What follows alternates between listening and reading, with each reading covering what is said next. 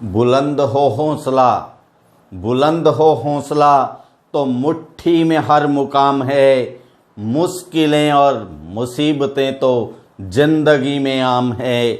ताकत रखो बाजुओं में, ताकत रखो बाजुओं में, धारा के प्रतिकूल तैरने की। धारा के संग संग बहना तो मुर्दों का काम है। तो दोस्तों, स्वागत है आपका अपने YouTube channel take your goal पर। मैं मोहन शर्मा। आज मैथमेटिक्स की यूनिट अपनी चल रही है LCM एंड HCF, जिसका टाइप फर्स्ट चल रहा था। पिछले वीडियो में हमने कुछ प्रश्न किए थे, उसी टाइप को आगे बढ़ाते हुए आइए साथ साथ चलते हैं। दोस्तों, अगर चैनल को सब्सक्राइब नहीं किया है तो चैनल को सब्सक्राइब कीजिएगा, बेल आइकन को दबाइएगा, क्लास पसंद आने पर लाइक और शेयर कीजिएगा। आइए दोस्तों, LCM and HCF part second देखिए। क्वेश्चन 12 तक हम पहले कर चुके हैं। क्वेश्चन नंबर 13 है, यदि एक दुकानदार प्रत्येक पैकेट में 5 या 6 कलम भरता है यानी पैक करता है, तो उसके पास 2 कलम शेष बचती है। परंतु यदि वह 9 या 10 कलम भरता है तो उसके पास 2 कलम शेष बचती है। कम से कम कितनी कलम है? कम से कम, न्यूनतम, छोटी से छोटी, इनका मतलब LCM होता है दोस्तों। अब आप देखें, दोनों ही कंडीशन में 5 या 6 भरता है तो भी 2 कलम शेष बचती है, 9 या 10 भरता है तो भी 2 कलम शेष बचती है। इसका मतलब दोनों ही कंडीशन में कलम तो 2 ही शेष बचती है, समान शेष बचती है। तो इनका अपने को लेस है यानी LCM लेना है। तो क्या क्या राशियां हैं? 5 है, 6 है, 9 है और 10 है दोस्तों। ठीक है, तो इनका LCM लेंगे अपन। अगर दी गई राशियों में किसी राशि का भाग अन्य राशि पर जाता है तो उसे आप कट कर सकते हो। जैसे 5 का भाग 10 पे जाता है तो 5 कट कर सकते हो दोस्तों, इसका कोई प्रभाव नहीं होता है। अब आप जानते हैं इसमें 3 का स्क्वायर, ठीक है, इसमें 3 2 गुणा 3 होता है तो 3 तो आ गया है, केवल 2 लेना है। या 2 गुणा 5 होता है, 2 आ चुका है तो 5 लेना है। इनका गुणा कर दीजिए, ये ही LCM है। LCM बराबर 3 का स्क्वायर 9 होता है, 2 गुणा 9 गुणा 5, ठीक है, 2 5 10 और 10 का 9 से गुणा 90। अब कंडीशन क्या है कि दोनों में 2 कलम शेष बचती है, वो 2 इसमें जुड़ जाता है। तो कम से कम कलम, कम से कम कलम, कितनी कलम है? जो LCM आया है उसमें 2 प्लस कर दें दोस्तों, तो क्या आ गई? 92 कलम है टोटल उसके पास। ठीक है, नेक्स्ट क्वेश्चन, वह न्यूनतम पूर्ण वर्ग संख्या ज्ञात कीजिए। न्यूनतम यानी ये भी क्या होती है? छोटी छोटी, लेकिन कंडीशन क्या है? कैसी संख्या होनी चाहिए? पूर्ण वर्ग संख्या होनी चाहिए, जो 9, 12 और 15 से पूर्णतः विभाजित हो। तो पहले अपने को LCM ही लेना है दोस्तों। 9, 12 और 15 का LCM लेने के लिए अब आप जानते हैं 3 की बड़ी पावर 2 आती है। ये 3 गुणा 4 होता है, यानी 3 गुणा 2 की पावर 2। 3 आ चुका है तो 2 की पावर 2 लीजिएगा। यहाँ 3 गुणा 5 होता है, 3 आ चुका है तो क्या लेंगे? 5। अब इनका गुणा कर दीजिए, ये LCM है। कितना? 9, 2 का स्क्वायर 4 गुणा 5, 4 5 20, 20 का 9 से 180। अब अपने से पूछा है पूर्ण वर्ग संख्या, तो 180 पूर्ण वर्ग संख्या नहीं है दोस्तों। तो इसके गुणनखंड किए जाते हैं। गुणनखंड यहीं अपने पास है, 180 बराबर देखिए 3 गुणा 3, 2 गुणा 2 है ना, 3 पे स्क्वायर है, 2 पे स्क्वायर है, तो 2 गुणा 2 गुणा 3 गुणा 3 गुणा 5। अब आप देखें पूर्ण वर्ग संख्या वह होती है जिनके गुणनखंडों में 2 2 के जोड़े समान बन जाते हैं।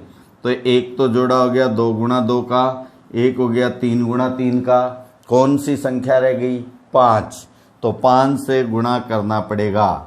तो 5 से गुणा कर दीजिए, 180 गुणा 5 कितना आ गया, 0 की 0, 18 5 90, 900 आप जानते हैं पूर्ण वर्ग संख्या होती है, तो 900 वह छोटी से छोटी पूर्ण वर्ग संख्या है जिस पे 9, 12 और 15 का पूरा पूरा भाग जाता है।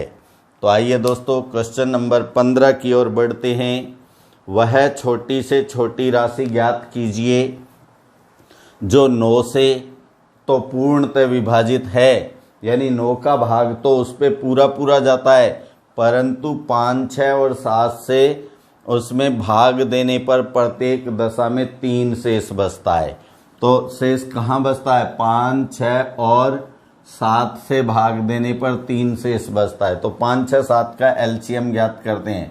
5, 6, 7 आप जानते हैं 5 और 7 क्या है, अभाज्य संख्या है, और 6 में गुणनखंड 2 गुणा 3 होता है, तो 2 का भाग ना तो 5 पे जाता है ना 7 पे जाता है। दूसरा गुणनखंड इसका जैसे ये 2 गुणा 3 है, ना तो 2 का भाग 5, 7 पे जाता है, और ना ही 3 का भाग 5 और 7 पे जाता है, और ना 5 का भाग 6 पे जाता है, ना 7 का भाग 6 पे जाता है। तो ऐसी संख्याएं जब हो तो इनका गुणा ही क्या हो जाता है, एलसीएम हो जाता है। तो एलसीएम बराबर 5 गुणा 6 गुणा 7। ठीक है दोस्तों, 5 6 30, 30 की 0 रह गया 3, 3 7 21। अब अपने पास एलसीएम आ गया 210। फिर क्या कहा है, ऊपर कंडीशन है कि इस छोटी संख्या पे 9 का भाग जाना चाहिए। क्या इस पे 9 का भाग जाता है, नहीं, लेकिन यहाँ और क्या था, शेष क्या बचता है 3। तो संख्या तो क्या आती है 213, लेकिन 9 का भाग इस पे नहीं जाता है, इसलिए चूंकि 9 से पूर्णतः विभाजित है, तो ये जो शेष बचता है ना, इसको अलग ही रखना है आपने, पूर्णतः विभाजित है। ठीक है, तो 200, तो संख्या क्या हो जाएगी 210x प्लस 3। तो 210 के गुणज में संख्याएं आएंगी, 210 एलसीएम है, इसका मतलब 210 के जितने भी गुणज होंगे उन पर इन संख्याओं का भाग जाएगा। अब आप जानते हैं 210 में अब वैल्यू रख के देखें आप, x बराबर 2, तो क्या हो जाता है 210 गुणा 2 प्लस 3, ये हुआ 420 प्लस 3। अब आप जानते हैं संख्या 9 से विभाजित है, और 9 की भाजकता का रूल क्या है, संख्या के अंकों के योग पर 9 का भाग जाना चाहिए, या यूं कह दें संख्या के अंकों का योग 9 होता है। तो 4 2 6 और 3 9 हो जाएगा ना, तो वो संख्या क्या हो जाएगी दोस्तों 423। देखिए 4 प्लस 2 6, 6 प्लस 3 9, इस पे पूरा पूरा भाग जाएगा। तो अब आप स्क्रीनशॉट ले लेंगे। ठीक है दोस्तों, अब आता है टाइप सेकंड HCF यानी महत्तम समापवर्तक, यानी मैं से ज्ञात करना। तो हमें पता होना चाहिए महत्तम समापवर्तक या HCF क्या होता है। HCF का मतलब होता है हाईएस्ट कॉमन फैक्टर। तो दोस्तों वह बड़ी से बड़ी संख्या जिसका दी गई राशियों पर पूरा पूरा भाग जाता हो। तो बड़ी से बड़ी संख्या जिसका राशियों पर भाग जाता हो वह उन राशियों का मैसय यानी महत्तम समापवर्तक कहलाता है। तो यहाँ भी आपने ध्यान रखना है, मैसय का मान, महत्तम समापवर्तक का मान दी गई राशियों में सबसे छोटी राशि के बराबर या उससे भी कम होता है। परिभाषा में लिखा जरूर जाता है बड़ी से बड़ी संख्या, लेकिन मान छोटा आता है दोस्तों। यानी यूं कह दें, जो राशियों का कॉमन होता है, जब उनके अभाज्य गुणनखंड करते हैं उनमें जो कॉमन होता है, कॉमन ही में से होता है, कॉमन ही में से होता है। ये बात आप भूलना मत। अगर दी गई राशियों में कोई भी कॉमन ना हो तो उनका में से एक होता है, उनका में से एक होता है। तो आइए शुरू करते हैं। क्वेश्चन नंबर 1, 60, 72 और 80 का में से महत्तम समापवर्तक ज्ञात कीजिए। तो यहाँ दोस्तों सबसे बड़ी विधि तो भाग विधि होती है। भाग विधि से हम पहले प्रश्न करते हैं, फिर मैं आपको दूसरा भी मेथड बताऊंगा। इनमें आपने क्या करना है, इनमें आप देखिए एक राशि का भाग दूसरी राशि पे दे दें, यानी यूं कह दें सबसे छोटी राशि क्या है 60, इसका भाग आप दे दें कौन सी राशि पे, कोई भी राशि पे दे सकते हैं भाग, वैसे कोई बाध्य नहीं कर सकता कि इसी पे देना है। तो भाग दिया हमने 72 पे, 72 पे भाग दिया तो क्या है 60 एकम 60, बच गया क्या 12। अब जो शेष बच जाता है वो अगला भाजक होता है, यानी इसका भाग पहले वाले भाजक पे दिया जाता है। तो 12 का भाग हम 60 पे देते हैं, 12 पंजे 60, भाग पूरा गया ना। जब भाग पूरा जाता है तो अंतिम भाजक को नोट किया जाता है। तो अंतिम भाजक क्या है अपने पास 12। अब इसका भाग जो राशि हो रहा है उस पे देंगे, तो 12 का भाग 80 पे दीजिए, 12 छिक है 72, क्या बच गया 8। अब 8 का भाग इस भाजक पे 12 पे, तो 8 एकम 8, 4 बचा, 4 का भाग हम 8 पे देंगे, तो भाग पूरा पूरा गया ना।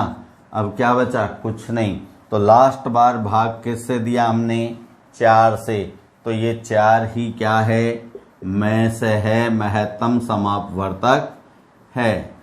ठीक है दोस्तों, अब ये तो था लंबी विधि भाग विधि।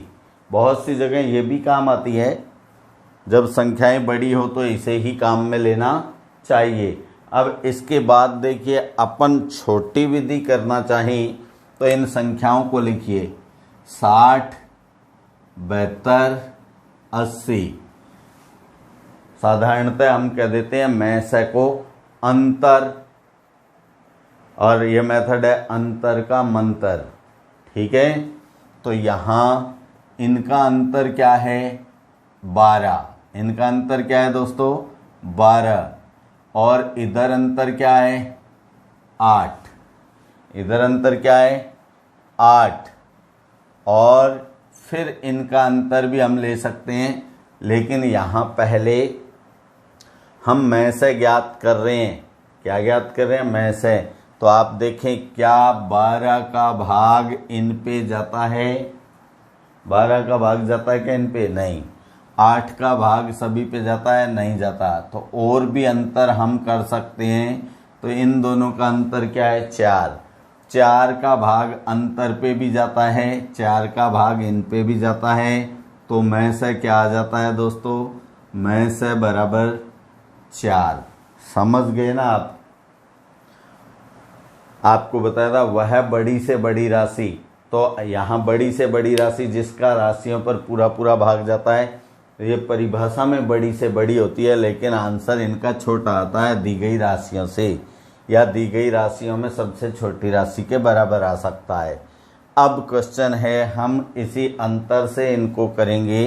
देखिए क्या है संख्याएं 65, 91, 104, 143। अब इनका डिफरेंस देखो क्या है, क्या डिफरेंस है 65 और 91 का 26, 13 और 39। तो सबसे छोटा अंतर कौन सा है? सबसे छोटा अंतर है 13। सबसे छोटे अंतर से आपने पहले चेक करना है कि उस अंतर का राशियों पर भाग जाता है या नहीं। तो यहाँ आप देखें 13 का भाग, 13 पंज 65, 13 7 91, 13 8 104, 13 एकम 13 एक बचा, फिर 13 एकम 13। तो मैं से क्या आ जाता है दोस्तों? मैं से बराबर 13। मैं से बराबर 13। अब कभी कभी क्या होता है, इस अंतर का भाग भी नहीं जाता है छोटे अंतर का। अगर छोटे अंतर का भाग नहीं जाए तो उस छोटे अंतर के फिर अभाज्य गुणनखंड किए जाते हैं। उन गुणनखंडों में बड़े गुणनखंड से जांच करना होता है राशियों पर भाग देकर। ओके दोस्तों, क्वेश्चन नंबर 3, वह बड़ी से बड़ी संख्या ज्ञात कीजिए जिसका 42, 49 और 56 पर भाग देने पर शेष फल बता दिया है। अब देखो यहाँ 42, 49 और 56, तो शेष फल क्या क्या बचता है? 6 इसमें बचता है, इसमें 7, इसमें 8। तो जो शेष बचता है ना दोस्तों, उन्हें घटा दिया जाता है। 42 में से 6 गया तो 36, 49 में से 7 गया 42, 56 में से 8 गया 48। अब ये घटाने के बाद जो राशियां बची, इनका में से ही क्या होगा? आंसर होगा। तो इनका अंतर कितना है दोस्तों? देखिए अब इनका अंतर 36 और 42 का अंतर क्या है? 36 और 42 का अंतर 6 है, ये भी अंतर 6 है, दोनों अंतर 1 से है। तो आप देखिए 6 का भाग इन पे जाता है या नहीं? 6 6 का 36, 6 7 है 42, 6 8 है 48, पूरा पूरा भाग जा रहा है। तो वह संख्या अब इसको मैं से नहीं कह सकते हम 6 को, वो क्या होगी? वह संख्या बराबर 6। ठीक है, ये जो 6 है वो इन 36 42 48 का तो HCF है, में से है, लेकिन जो 42 49 56 है उनका में से नहीं है। ये वो संख्या है जो हमसे पूछे, वह बड़ी से बड़ी संख्या। अब देखिए क्वेश्चन नंबर 4, वह बड़ी से बड़ी संख्या ज्ञात कीजिए जिससे 260, 720 और 1410 पर भाग देने पर प्रत्येक दशा में 7 शेष बचे। तो जो शेष बच रहा है पहले उसका निपटारा करो, उसे घटा दो। 260, 720, 1410, ये ही राशियां हैं ना दोस्तों। अब देखिए शेष क्या बच रहा है? प्रत्येक दशा में 7 शेष बचता है। तो 7 आप माइनस कर दें, 7 घटा दें इनमें से। तो ये रहा 253, ये हो गया 713, ये 7 घटाने पर 1403। ठीक है दोस्तों, अब इनका क्या किया जाता है? इनका अंतर लिया जाता है। तो इनका अंतर देखिए कितना है? 713 में से आप 253 घटाएंगे तो 3 में से 3 गया 0, 1 में से 5 घटता नहीं, आसन लेंगे, 11 में से 5 गया 6, और 6 में से 2 गया 4, 460। और ये अंतर कितना है? 3 में से 3 गया 0, 0 में से जाएगा नहीं, 10 में से 1 गया 9, फिर यहाँ 13, 13 में 7 गया 6। ठीक है दोस्तों, अब इनका फिर अंतर लेते हैं। अगर इनका अंतर आगे अंतर और छोटा आता है इन अंतरों में छोटे अंतर से, तो अंतर लेना चाहिए 230। अब आप देखें क्या 230 का इन पे भाग जाता है? इन पे या इन राशियों पे, क्योंकि यहाँ 0 है तो भाग जाएगा नहीं, हमें पता है। तो यहाँ क्या किया जाए?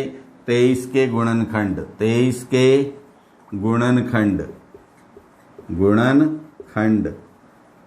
ध्यान रखना दोस्तों, जब अंतर का भाग नहीं जाए तो उस छोटे अंतर का क्या करना होता है? गुणनखंड करने होते हैं। तो 23 को हम क्या लिख सकते हैं, देखिए 23 को हम लिख सकते हैं 23 गुणा 10, ठीक है। 230 है, 230 के गुणनखंड जब हम करेंगे तो 230 यहाँ लिखते हैं पहले, 230 के गुणनखंड जब हम करेंगे तो क्या आएगा, 2 गुणा 115।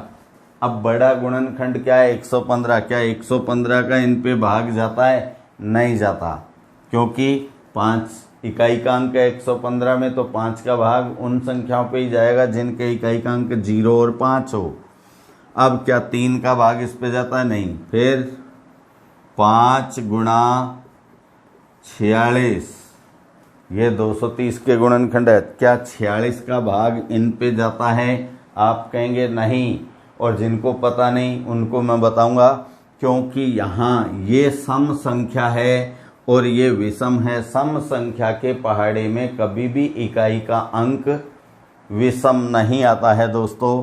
अब इसके बाद 5 के बाद भाग कौन सी संख्या का जा रहा है, 7 का नहीं जाएगा, 8 का, 8 नहीं, केवल अभाज्य देखिए 11 का नहीं जा रहा है, 13 का नहीं जाता, 17 नहीं जाता, 19 नहीं जाता, तो 23 का जाएगा। तो 23 का भाग कितनी बार, 10 गुणा 23।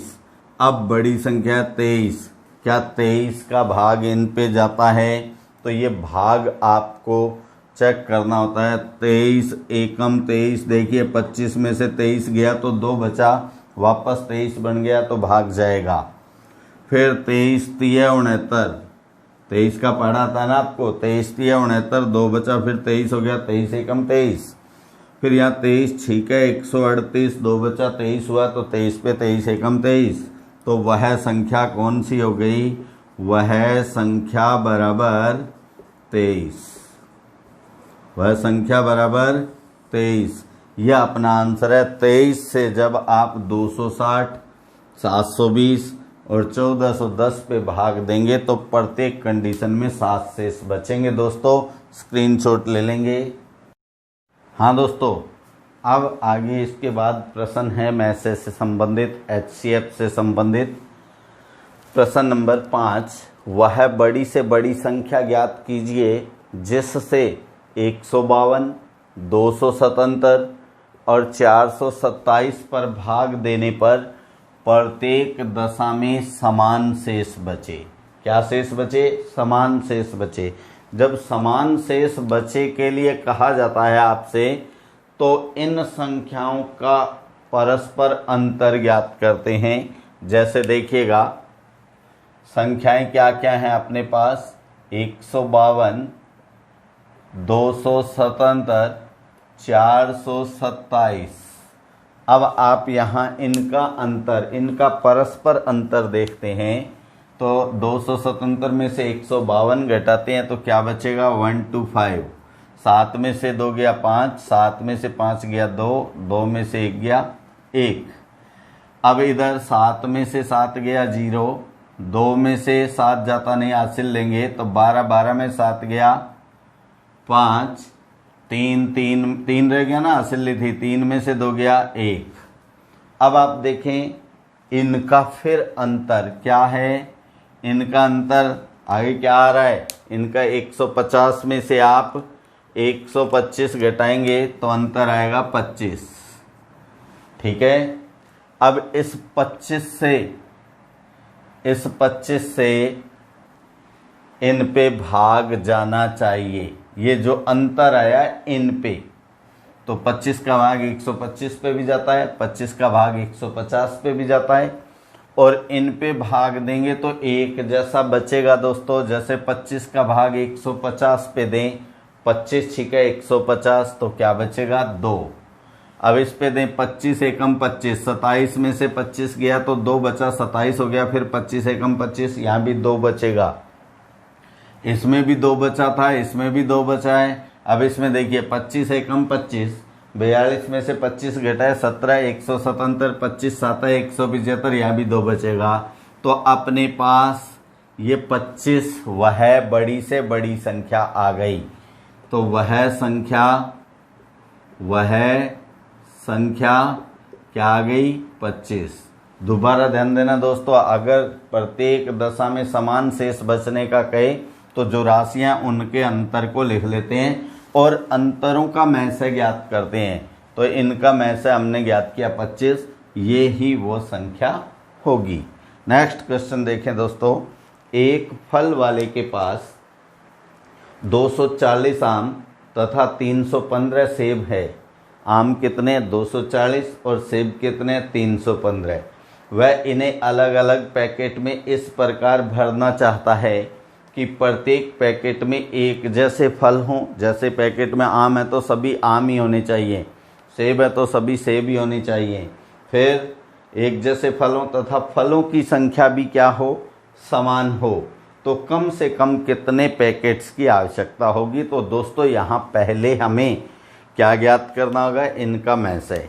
तो 240 और 315 इनका डिफरेंस क्या है दोस्तों। 315 में से 240 घटाएंगे, 5 में से 0 गई 5, 1 में से 4 जाता नहीं, हासिल लेंगे 11, 11 में से 4 गया 7, ये बन गया 75।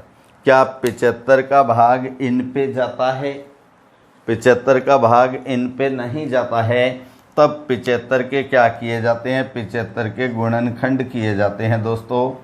तो 1 गुणा 75 लिखने की ज़रूरत नहीं है, पहला है 3 गुणा 25, 3 गुणा 25।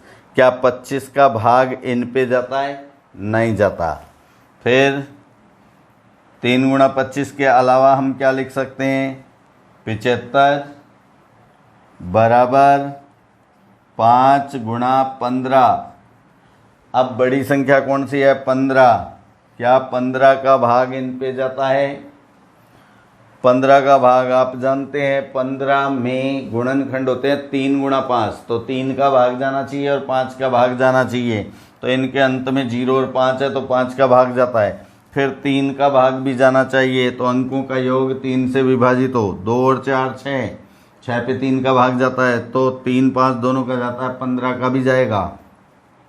3 1 4 5 9, 9 पे 3 का जाता है, 5 का भी जाता है, तो इस पे भी 15 का जाएगा। तो 15 क्या हो गई, फलों की संख्या हो गई। प्रत्येक पैकेट में फल, प्रत्येक पैकेट में फल कितने हो गए, 15।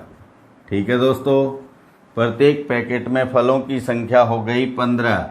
अब लेकिन अपने से पूछा कम से कम कितने पैकेट चाहिए। तो आप जानते हैं 15-15 की पैकिंग 240 आम में से करनी है, 15-15 की पैकिंग 315 सेब में से करनी है। तो 15 से इनको डिवाइड कर दें, चाहे तो अलग अलग डिवाइड करके जोड़ देना, चाहे इन दोनों को जोड़कर 15 से डिवाइड कर लें, जैसा आपको ठीक लगे। तो अपन क्या करें, 240 बटा 15 प्लस 315 बटा 15। तो देखिए 240 में हम भाग देंगे, यहाँ भाग दे रहे हैं 240 भाग 15, 15 एकम 15, 15 एकम 15, बचा 9, 0 नोट की 90, तो 15 छिके 90 हो गया। कितना आया 16।